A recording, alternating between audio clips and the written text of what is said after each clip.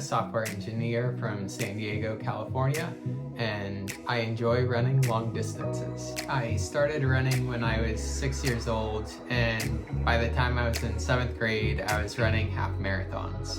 When I got to high school, I joined the cross country and track teams, and I also did the same when I went to Harvard for college. After that, I got into road races and started running marathons, and even qualified for the Olympic trials in 2024. Not bad, kid! This year though, I wanted to try something new, and so I signed up for my first ultramarathon.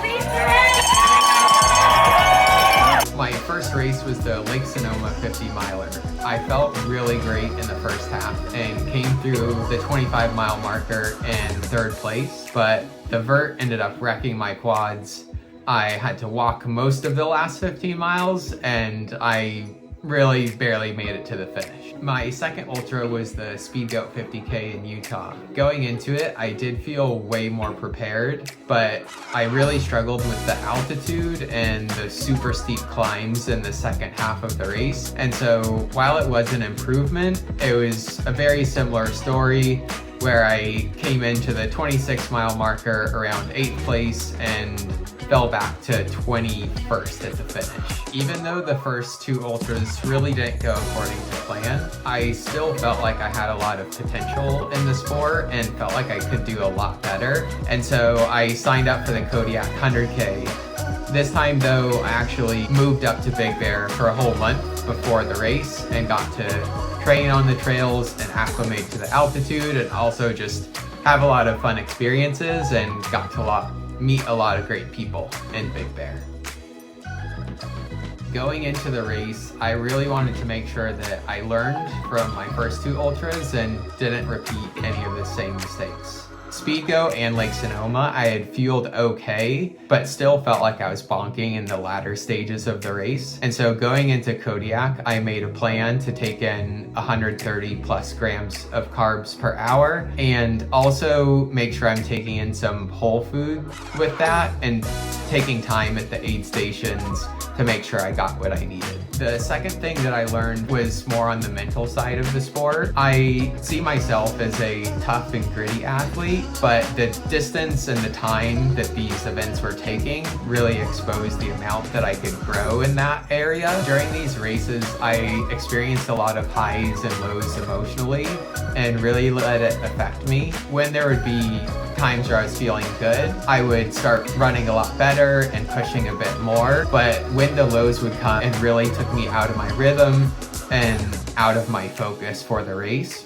And so I would go from running really well and passing people to struggling and having trouble pushing in the latter stages of the race. For Kodiak, one thing that I wanted to focus on was, no matter what happened, not getting attached to any particular narrative, whether I was doing poorly or well, just really focus on the execution and focusing on the next step.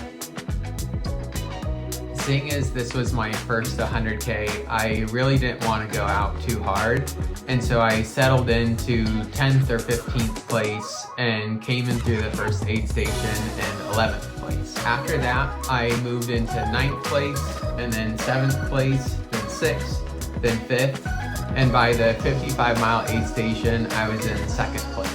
Coming into the 55-mile aid station gave me a huge boost. I got to see my crew for the last time before the finish, and they told me I was only 3 minutes behind the leader. As I was leaving the aid station, my friend Dylan said, "You don't need to change anything, just stay gritty." And those words really resonated with me and gave me a lot of focus and confidence leading into those last few miles. With 3 miles to go, we were really neck and neck and battling for the lead at that point. With 2 miles to go, we hit the final downhill, and I put in a pretty big move at that point, running the last 2 miles in 5:24 and 5:17 to finish off the day. Crossing the finish line first was such a surreal experience. For every day that goes like that, there are so many days that don't go according to plan. And so to have a day like that and to have friends and family there to experience it with me, it really was such a dream come true.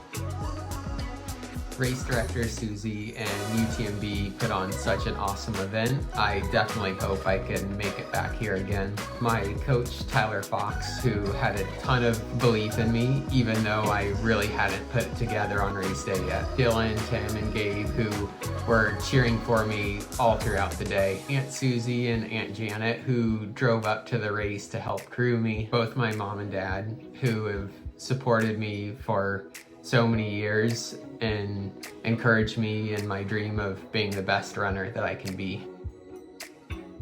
I'm going back to the roads next month to run California International Marathon, and then next year I'll be stoked to be running the big Ultra 100k in March and gearing up for CCC next summer. I'm also planning on making more content like this in the coming weeks and months, so if you want to follow along, like and subscribe, and I'll see you in the next one.